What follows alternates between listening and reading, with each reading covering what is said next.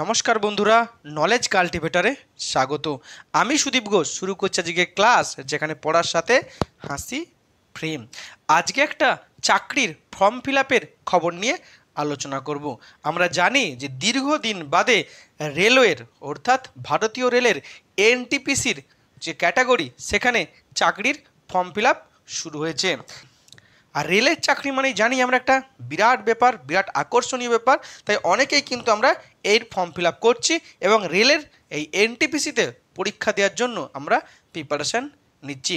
কিন্তু এই যে এনটিপিসির ফর্ম ফিল আপ শুরু হতে চলেছে, সেখানে একটি গুরুত্বপূর্ণ বিষয় হলো যে কোন আরআরবি জোনে আমি ফর্মটা ফিল আপ করবো, আর কোন আরআরবি জোনে আমি ফর্মটা ফিল আপ করলে আমার কাট অফ অনেকটা কম হবে এবং আমার চাকরি পেতে সুবিধা হবে। এমনকি আমি চাকরি পাওয়ার পরে খুব ভালোভাবে আমার চাকরি জীবন বা কর্মজীবন অতিবাহিত করতে পারবো। তাই খুবই গুরুত্বপূর্ণ কিন্তু এই আরআরবি জোন চয়েস বা সিলেকশন। তো সেই নিয়ে আমরা আলোচনা করব। তাই আজকের আমাদের টপিক হলো rail NTPC RRB zone choice for form fill up 2024, অর্থাৎ ভারতীয় রেলের আরআরবির এনটিপিসির ফর্ম ফিল আপের জন্য আরআরবি জোন চয়েস। তো ভিডিওটি ভালো করে দেখুন, আর ভিডিও সম্পর্কে আপনার মতামত থাকলে কমেন্ট বক্সে জানাবেন। তো আজকের আমাদের ভিডিও যে ভারতীয় রেলের একটা বিরাট বড় যে বিজ্ঞপ্তি বা নিয়োগের বিজ্ঞপ্তি প্রকাশিত হয়েছে, যদিও অনেক পরে, অনেক আগে হওয়া উচিত ছিল, অনেক পরে এই নিয়োগ প্রকাশিত হয়েছে, যেখানে এনটিপিসিতে ভ্যাকান্সিতে নিয়োগ করা হবে। এনটিপিসি মানে নন টেকনিক্যাল পপুলার ক্যাটাগরি। আমরা জানি রেল মানেই টেকনিক্যাল, তো প্রচুর টেকনিক্যাল পোস্ট আছে। তবে শুধু যে টেকনিক্যাল পোস্ট চাই রেল চালাতে গেলে তা নয়, অনেক নন টেকনিক্যাল পোস্ট চাই, যেমন assistant station master, ticket checker বা টাইপিস্ট, ক্লার্ক, ট্রেন ম্যানেজার, এরকম একাধিক পোস্টে কিন্তু নিয়োগ হতে চলেছে, যার ফর্ম ফিল আপ শুরু হবে এই 14ই সেপ্টেম্বর থেকে 13ই অক্টোবর পর্যন্ত। প্রায় এক মাস ধরে এই ফর্ম ফিল আপ চলবে। ফিসগত ফর্ম ফিল আপের জন্য জেনারেল বা ওবিসিদের ফিস 500 টাকা, বাকি রিজার্ভ ক্যাটাগরিতে 250 টাকা। তো মনে রাখতে হবে, পরীক্ষায় বসলেই কিন্তু বা সিবিটি 1-এ প্রথম পরীক্ষাটাতে বসলেই কিন্তু এই 500 থেকে 400 টাকা ফেরত পাওয়া যায়, অর্থাৎ এর কিন্তু মূল্য অ্যাকচুয়ালি 100 টাকা। অন্যদিকে রিজার্ভ ক্যাটাগরির 250 টাকার পুরোটাই কিন্তু ফেরত দেওয়া হয় যদি প্রথম পরীক্ষায় বসা হয়। আর কোন যোগ্যতা থাকলে এই ফর্ম ফিল আপ করা যাবে? কিছু কিছু পোস্ট আছে যেখানে শুধুমাত্র এইচএস যোগ্যতা বা 10+2 হলেই ফর্ম ফিল আপ করা যাবে। আবার কিছু কিছু পোস্ট আছে যেখানে ফর্ম ফিল আপ করতে গেলে তোমার যে গ্র্যাজুয়েশন যোগ্যতা লাগবে, বা বিএ বা যে বিএসসি বা বিকম, এই যোগ্যতা লাগবে। মোট কত ভ্যাকেন্সি আছে? সারা ভারতে ভ্যাকেন্সি আছে 11,558টি। যদিও ভ্যাকেন্সিটা অনেকটাই কম, এই ভ্যাকেন্সি হওয়ার উচিত ছিল, এই ভ্যাকেন্সির যে সংখ্যাটি হওয়া উচিত ছিল প্রায় 30,000-এর উপরে, কিন্তু রেল নিয়োগ দিতে চাইছে না। তবুও অনেক কষ্টে সষ্টে এই 11,000-এর থেকে একটু বেশি পোস্টে তারা নিয়োগ করতে চলেছে। কখন পরীক্ষা হবে? পরীক্ষা হবে যেহেতু 2024-এর শেষের দিকে ফর্ম ফিল আপ হচ্ছে, তো আশা রাখতে পারি আমরা যে 2025-এর প্রথমের দিকে এর পরীক্ষা হবে। এখন এর এক্সাম প্যাটার্ন কী হবে? যেহেতু পরীক্ষা দিতে হবে, পরীক্ষার এক্সাম প্যাটার্নটা একটু দেখে নিতে হবে আমাদেরকে। তাই মনে রাখতে হবে, এটা কিন্তু অনলাইনে পরীক্ষা হবে, কম্পিউটার বেসড সিস্টেমে পরীক্ষা হবে। প্রথমে একটা পরীক্ষা হবে যেটা হচ্ছে সিবিটি 1 কম্পিউটার বেসড টেস্ট। এই সিবিটি 1-এ যে 100 নম্বরের পরীক্ষা হবে, 100টা কোশ্চেন থাকবে, সময় 1.5 ঘন্টা। এবং কোন কোন বিষয়ের উপর পরীক্ষা হবে? যেখানে জিকে থাকবে 40 নাম্বার, ম্যাথ থাকবে 30 নাম্বার, রিজনিং থাকবে 30 নাম্বার, মোট 100 নম্বরের পরীক্ষা হবে। ভুল করলে কিন্তু নেগেটিভ মার্কিং আছে। এখন তুমি যদি সিবিটি 1-এর কাট অফ ক্লিয়ার করতে পারো, তাহলে তুমি কিন্তু ডাক পাবে সিবিটি 2-তে, অর্থাৎ দ্বিতীয় পরীক্ষা। এই সিবিটি 2-তে পরীক্ষা হবে মোট 120 নাম্বারের, যেখানে 120টি এমসিকিউ কোশ্চেন থাকবে। একই সাবজেক্ট কিন্তু নাম্বারগুলো একটু বেশি করে থাকবে। তার মধ্যে জিকে থাকবে 50 নাম্বারের, ম্যাথ থাকবে 35 নাম্বারের, রিজনিং থাকবে 35 নাম্বারের। এটা হলো সিবিটি 2। এখন সিবিটি 2 পাস করলেই মোটামুটি তোমার চাকরি পাক্কা। আর রেলের চাকরি মানেই জীবন কিন্তু একবারে জিঙ্গালালা। কিন্তু এই CBT2 পাস করার পরেও আরেকটা গুরুত্বপূর্ণ ধাপ আছে, যেটা হচ্ছে ফিজিক্যাল ফিটনেস। যেহেতু রেলের চাকরি, এটা টেকনিক্যাল অনেক কিছু ব্যাপার থাকে, তাই তোমাকে কিন্তু এখানে ফিজিক্যাল ফিটনেস সার্টিফিকেট দেখাতে হবে। রেল কিন্তু এই ফিজিক্যাল ফিটনেস তারা নিজেরাই করাবে। যেখানে সবথেকে গুরুত্বপূর্ণ হচ্ছে যে আই টেস্ট, আই যে পাওয়ার, সেই পাওয়ারও কিন্তু খুব গুরুত্বপূর্ণ। যেখানে যখন তোমরা ফর্ম ফিল আপ করবে, দেখবে পোস্টের পাশেই কিন্তু এই আই পাওয়ারের বা আই সাইটের পাওয়ার নিয়ে অনেক কিছু বলা আছে। তাহলেই তোমার চাকরি হাতে হয়ে যাবে। এখন চাকরি হাতে হওয়ার আগেই তোমাকে ফর্ম ফিল আপটা করতে হবে। ফর্ম ফিল আপ শুরু হতে চলেছে, আর ফর্ম ফিল আপের গুরুত্বপূর্ণ বিষয় হচ্ছে এই জোন চয়েস, অর্থাৎ কোন আরআরবি জোনে আমি ফর্ম ফিল আপ করবো। এই জোন চয়েস যদি তুমি খুব চিন্তা ভাবনা না করে কিংবা কারো উপদেশ না নিয়ে বা খুব আবেগের বশে করে ফেলো, তাহলে কিন্তু তোমার সমস্যা হবে। কারণ তুমি ভালো করে প্রিপারেশান নিলে, খুব কঠোর পরিশ্রম করলে, খুব ভালো পরীক্ষা দিলে, কিন্তু তোমার এই জোন চয়েসের জন্যই হয়তো অনেক সময় তুমি কাট আপ ক্লিয়ার না করতেও পারো। হয়তো কাছাকাছি যাবে, তবু তোমার কাট আপ ক্লিয়ার হবে না। হয়তো তোমার কাট আপ ক্লিয়ার হয়ে গেল, দ্বিতীয়বার যে পরীক্ষা দিবে তার যে কাট আপ, সেটাও কিন্তু অন্য অন্য জোনে কিন্তু আলাদা আলাদা হয়। কোন জন্য তুমি ফর্ম ফিল আপ করে চাকরি করছো, তার উপর নির্ভর করবে তোমার কর্মজীবনের সুবিধা বা কর্মজীবন উপভোগ করার বিষয়টি। তাই এটি কিন্তু খুবই গুরুত্বপূর্ণ। ভিডিওটি এখানে ভালো করে দেখতে হবে শেষ পর্যন্ত। মেনলি এই যে আরআরবি এনটিপিসি যে ফর্ম ফিল আপ হচ্ছে, সেখানে একসাথে সারা দেশের প্রায় 21টা আরআরবি জোনে কিন্তু এই ফর্ম ফিল আপ করা যাবে। যেমন হচ্ছে আহমেদাবাদ, চেন্নাই, মুজফ্ফরপুর, আজমির, গোরক্ষপুর, পাটনা, বেঙ্গালুরু, ভোপাল, জম্মু কাশ্মীর, রাঁচি, ভুবনেশ্বর, কলকাতা, সেকেন্দ্রাবাদ, বিলাসপুর, মালদা, শিলিগুড়ি, চণ্ডীগড়, মুম্বাই, তিরুবনন্তপুরম, গুয়াহাটি, প্রয়াগরাজ। এই মোট 21টি জোন আছে, 21টি আরআরবি জোন আছে সারা ভারতে। এই জোনগুলির মধ্যে তুমি যে কোনো একটি জোনেই ফর্ম ফিল আপ করতে পারবে। আর তুমি যে জোনে ফর্ম ফিল আপ করবে, সেই জোনের হিসাবেই তোমাকে পরীক্ষা দিতে হবে। মনে রাখতে হবে, পরীক্ষার কোশ্চেন কিন্তু সারা দেশে একই হবে, কিন্তু তোমার জন্যও যা কোশ্চেন হবে, সেকেন্দ্রাবাদ জন্যও তাই কোশ্চেন হবে। কিন্তু কাট আপটা নির্ভর করবে তুমি কোন জোনে ফর্ম ফিল আপ করেছো, অর্থাৎ বিভিন্ন জনের কাট আপ কিন্তু বিভিন্ন হবে। যেহেতু দুবার পরীক্ষা, দুবার কাট আপের বিষয় আছে, তাই খুব গুরুত্বপূর্ণ হচ্ছে এই জোন, যে জন্য তুমি ফর্ম ফিল আপ করছো, আর সেই জনের কাট আপ কত হচ্ছে তার উপরে নির্ভর করবে তোমার এই চাকরি পাওয়া। এমনকি চাকরি পাওয়ার পরে তোমার পোস্টিং কিন্তু ওই নির্দিষ্ট জোনে হবে, তোমার অন্য জোনে কিন্তু চাইলেই পোস্টিং তোমার হবে না। তাই খুব গুরুত্বপূর্ণ এই জোন সিলেকশন বা জোন চয়েস। এখন জোন চয়েস করার সময় তুমি কোন কোন বিষয়গুলি মাথায় রাখবে, তা একটা একটা করে আলোচনা করব। প্রথম হচ্ছে লো কাট আপ। অনেকেই কী করে, যে জোনগুলিতে আগে কাট আপ খুব কম হয়েছে, সেই জোনগুলিতে ফর্ম ফিল আপ করে। আগে অনেক ছেলেপুলে কিন্তু যে মালদা জোনে কিংবা যে রাঁচি জোনে ফর্ম ফিল আপ করতো, সেকেন্দ্রাবাদ জোনে ফর্ম ফিল আপ করতো, কারণ সেখানে কাট আপ আগের বছরগুলিতে যা দেখা গেছে অনেকটাই কম এসছে। কিন্তু গতবারের যে পরীক্ষা হয়েছে, সেখান থেকে দেখে আমরা বুঝতে পেরেছি যে কোনোভাবেই নির্দিষ্ট করে বলা যাবে না যে এবছর কোন জোনে কাট আপ কম আসবে, কারণ সেটি নির্ভর করে অনেক কিছু বিষয়ের উপরে। কী বিষয়ের উপরে? সেই জন্য কতজন ফর্ম ফিল আপ করছে, সেই জনের কতজন ভালো ভালো ছেলে ফর্ম ফিল আপ করছে, তাদের পরীক্ষা কত ভালো হচ্ছে, এর উপরে নির্ভর করে। তাই কোনো মতেই বলা যাচ্ছে না যে কোন জোনে কাট আপ কম হবে, এটা কোনো মতেই বলা সম্ভব নয়। হয়তো তুমি আগের প্রতিবারের রেজাল্ট দেখে দেখলে যে মালদা জোনে কাট আপ কম, রাঁচি জোনে কাট আপ কম, তুমি রাঁচি জোনে করলে। আগের বার কী হয়েছে, কলকাতা জোনে কাট আপ কমে গেছে, রাঁচি জোনে কাট আপ কিন্তু বেশি হয়ে গেছে। তাই কোনো মতেই বলা সম্ভব নয়, এটা তোমাকে নিজেকে সিদ্ধান্ত নিতে হবে, নিজেকে প্রেডিকশান করতে হবে, নিজেকে গেস করতে হবে, আর নিজের ভাগ্যের উপরে জোর দিয়ে কিন্তু তুমি লো কাট আপ কোন জোনে হয় সেখানে ফর্ম ফিল আপ করতে পারবে। এটা তোমাকে নিজেকে বিশ্লেষণ করতে হবে। কিন্তু সত্যি এই মুহূর্তে বলা সম্ভব নয় যে কোন জোনে কাট আপ এবারে কম যাবে, নিশ্চিতভাবে বলা যায় না। হয়তো বললে মিলে যেতে পারে, কিন্তু 100% নিশ্চিতভাবে বলা যাবে না। নেক্সট বিষয়টি হলো যে জোনে ভ্যাকেন্সি বা সিটের সংখ্যা সব থেকে বেশি আছে, আমি সেই জোনে ফর্ম ফিল আপ করবো। এখন সারা ভারতে প্রায় 21টি জোন আছে। সে যে জোনই হোক না কেন, আমাকে বাড়ির বাইরে যেতে হোক, অন্য রাজ্যে যেতে হোক, তবু আমি সেই জোনে গিয়ে ফর্ম ফিল আপ করবো যে জোনে সিট সংখ্যা বেশি আছে।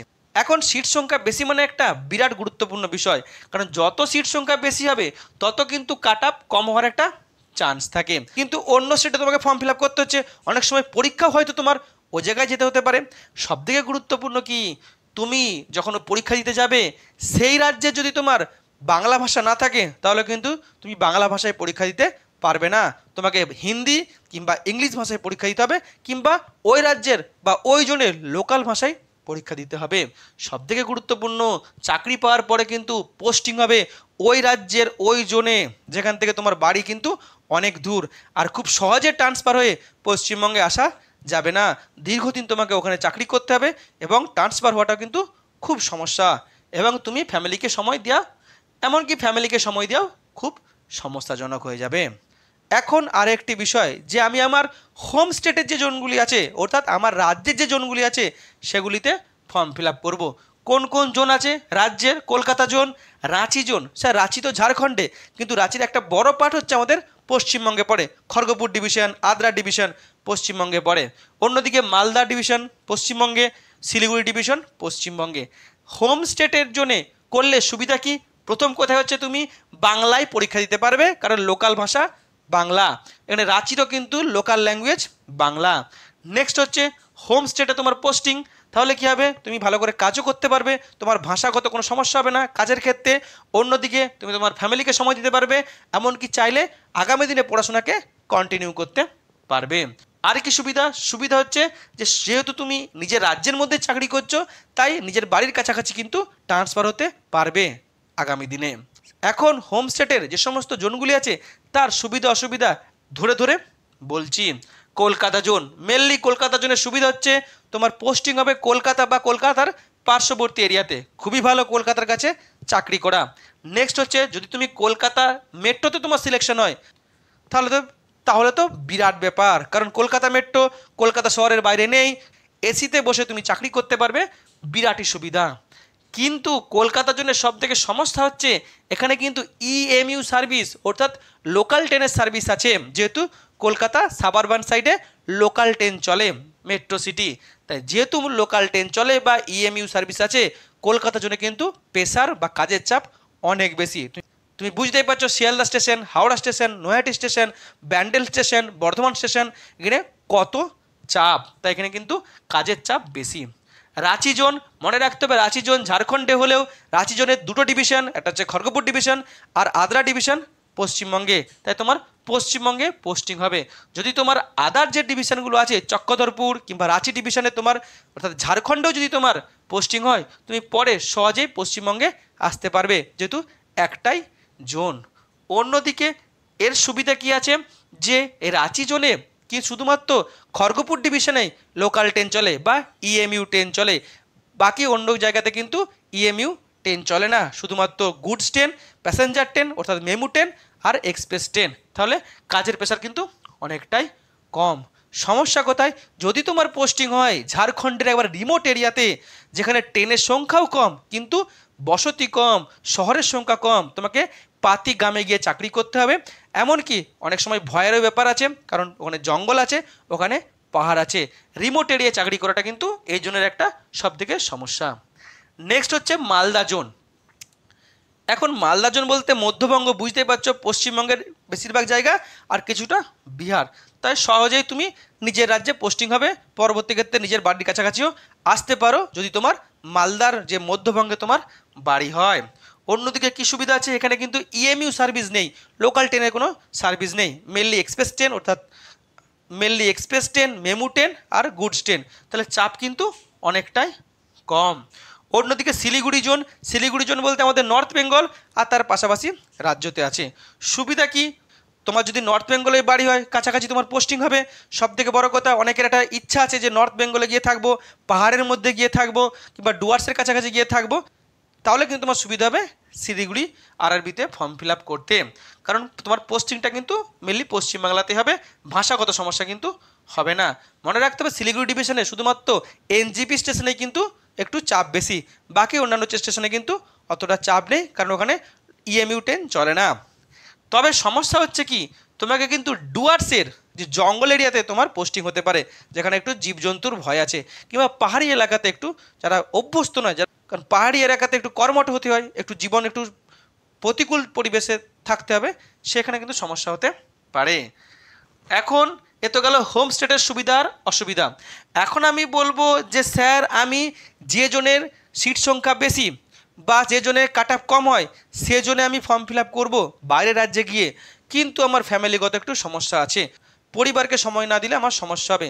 তাদের জন্য আমি কি বলবো, তোমরা যদি যে জনে সিট সংখ্যা বেশি বাইরের রাজ্যে করতে চাও, তাহলে পশ্চিমবঙ্গের পার্শ্ববর্তী যে সমস্ত বাইরের রাজ্যের জোনগুলো আছে সেই জন্য তোমরা ফর্ম ফিল আপ করো। যেমন তোমরা গুয়াহাটিতে করতে পারবে। গুয়াহাটি কোথায়? গুয়াহাটি হচ্ছে আসামে। মনে রাখতে হবে সুবিধা আরও একটি আছে, গুয়াহাটিতে করলে কিন্তু তুমি বাংলাতে পরীক্ষা দিতে পারবে। নর্থ বেঙ্গল থেকে সহজেই যাতায়াত করা যাবে, NGP থেকে খুবই সহজেই যাতায়াত করা যাবে। কোনো দরকার পড়লো বা ছুটিতে এলে তুমি সহজেই আসতে পারবে, অনেক কম সময় লাগবে। অন্যদিকে ভুবনেশ্বরে করতে পারো। ভুবনেশ্বরের মধ্যে উড়িষ্যার কাছাকাছি, যারা মেদিনীপুরের লোক তাদের ক্ষেত্রে ভুবনেশ্বর খুবই কাছের, এটা তোমরা করতে পারো। অন্যদিকে পাটনা কিংবা মুজফ্ফরপুর বিহারে করতে পারো, কিংবা বিলাসপুর ছত্তিশগড়ে তোমরা করতে পারো। তাহলে সিট সংখ্যা বেশি হলে কাট আপটা একটু কমার সম্ভাবনা থাকে, আর তোমরা সহজে বাড়িও আসতেও পারবে। কিন্তু এই বিহারে যারা চাকরি করবে তাদের কিন্তু একটু সমস্যা আছে, বিহারি লোকজন কিন্তু একটু বাঙালিদের সঙ্গে একটু সমস্যা করে। অন্যদিকে যারা বিলাসপুরে করবে তাদের কিন্তু সমস্যা হতে পারে, কারণ বিলাসপুরের অনেক এরিয়া কিন্তু খনি এরিয়া, জঙ্গল এরিয়া, পার্বত্য এরিয়া, বা সেখানে কিন্তু রিমোট এরিয়া, সেখানে চাকরি করার পক্ষে একটু সমস্যা হতে পারে। এই হলো টোটাল বিষয়। এই বিষয়গুলোকে মাথায় রেখে নিজে যেটাকে ঠিক করবে, যেটা তোমার কমফোর্টেবল মনে হবে, সেই জন্যই তুমি ফর্ম ফিল আপ করবে। তবে আরও একবার ফর্ম ফিল আপ করার আগে ভেবে নেবে বিষয়গুলি এবং অন্যজনের সঙ্গে আলোচনা করে নেবে। এখন পরীক্ষার প্রিপারেশনটা আমাদেরকে করতে হবে। তাহলে প্রিপারেশনের টিপস কি? মেনলি 3টে বিষয়ের পরীক্ষা হবে, জিকে হবে, অঙ্ক হবে, আর রিজনিং হবে। এখন জিকে যে পার্টটা, জিকে খুব গুরুত্বপূর্ণ, এবং জিকে গুরুত্বপূর্ণর মধ্যে জিকের 2টো পার্ট সব থেকে গুরুত্বপূর্ণ। একটা হচ্ছে সায়েন্সের পার্ট, সায়েন্স থেকে প্রায় 10 থেকে 15টি কোশ্চেন আসবে। মেনলি ফিজিক্যাল সায়েন্সের ফিজিক্স থেকে কোশ্চেন আসবে, ফিজিক্সের ফর্মুলা, তার প্রয়োগ, এমনকি ফিজিক্সের অঙ্কেরও কিন্তু কোশ্চেন থাকে। কেমিস্ট্রির যে পরমাণুর গঠন থেকে কোশ্চেন আসতে পারে, কেমিস্ট্রির ইকুয়েশন থেকে কোশ্চেন আসতে পারে, বিক্রিয়া থেকে কোশ্চেন আসতে পারে, এবং অ্যাপ্লাইড কেমিস্ট্রি বা বায়োকেমিস্ট্রি থেকে কিন্তু কোশ্চেন আসতে পারে। বায়োলজি থেকেও কোশ্চেন আসে, যেহেতু সায়েন্সের বিষয়, 10 মানেই সায়েন্স। অন্যদিকে এনভায়রনমেন্ট থেকেও কিন্তু কোশ্চেন আসবে। সায়েন্স যেমন খুবই গুরুত্বপূর্ণ, সেরকম আরও একটি সাবজেক্ট যেটি হলো জিকে ক্ষেত্রে কারেন্ট অ্যাফেয়ার্স, প্রায় 10 থেকে 15টি কারেন্ট অ্যাফেয়ার্স দেয়। তো কারেন্ট অ্যাফেয়ার্স খুব ভালো করে করতে হবে, 2024কে খুব ভালো করে করতে হবে, কেন্দ্র সরকারের কারেন্ট অ্যাফেয়ার্সগুলো খুব ভালো করে করতে হবে, এমনকি 23-22টাও খুব ভালো করে দেখতে হবে। এই দুটো পার্টি কিন্তু জিকের ক্ষেত্রে সবথেকে গুরুত্বপূর্ণ। বাকি যেগুলো আছে হিস্ট্রি, জিওগ্রাফি, পলিটি, ইকোনমি, এখান থেকে বাকি 10টা কোশ্চেন আসতে পারে। এখন ম্যাথের বেশিরভাগটাই অ্যারিথমেটিক আসবে। ম্যাথের অ্যারিথমেটিক সহজ হয়, কিন্তু মোড আর মিডিয়ানের অঙ্ক দিয়ে দেয়, এমনকি ডেটা ইন্টারপ্রিটেশনের অঙ্ক দিয়ে দেয়, এগুলো কিন্তু করতে হবে। অ্যালজেব্রা অর্থাৎ বীজগণিত থেকে কোশ্চেন আসে, মান নির্ণয়ের কোশ্চেন আসে, ট্রিগোনোমেট্রির কোশ্চেনও কিন্তু দেয়। অন্যদিকে মেনসুরেশনের কোশ্চেন কিন্তু দেয়। এখন রিজনিং কিন্তু সব থেকে জটিল আসে। রিজনিংয়ে মেনলি যে ইমেজ বা পিকচার বা ডায়াগ্রামের প্রচুর কোশ্চেন আসে। অন্যদিকে রিজনিংয়ে যে নাম্বার সিস্টেমের কোশ্চেন আসবে, নিজের ডিকোডিংয়ের কোশ্চেন আসবে, ডিরেকশনের কোশ্চেন আসবে, আর পাজেলের কোশ্চেন আসবে, ঘড়ির কোশ্চেন আসবে। তো যদি তুমি মনে করো আমি আরআরবি, এনটিপিসি ক্র্যাক করব, তাহলে এখন থেকে তোমাকে প্রিপারেশন শুরু করতে হবে। মেনলি সায়েন্সের পার্টটা তোমাকে সব থেকে বেশি জোর দিতে হবে। সায়েন্সের জিকে, ম্যাথ আর রিজনিং, তার সাথে কারেন্ট অ্যাফেয়ার্স, এগুলো যদি তুমি ভালো করে করতে পারো, তাহলে কিন্তু তোমার সহজে পরীক্ষা ক্র্যাক হওয়ার সম্ভাবনা থাকছে। এই হলো আজকের ভিডিও। এখন ফর্ম ফিল আপ খুব ভালো করে করো। ফর্ম ফিল আপ সম্পর্কে বা জোন সিলেকশন সম্পর্কে যদি আরও কিছু জানার থাকে অবশ্যই কমেন্ট বক্সে জানাবে। ভিডিওটি এখানে শেষ হলো। ভিডিওটি যদি ভালো লাগে লাইক, কমেন্ট, শেয়ার এবং চ্যানেলটি সাবস্ক্রাইব করতে ভুলবেন না। আবার দেখা হবে নতুন একটি ভিডিওতে। ততক্ষণ পড়তে থাকো, হাসতে থাকো।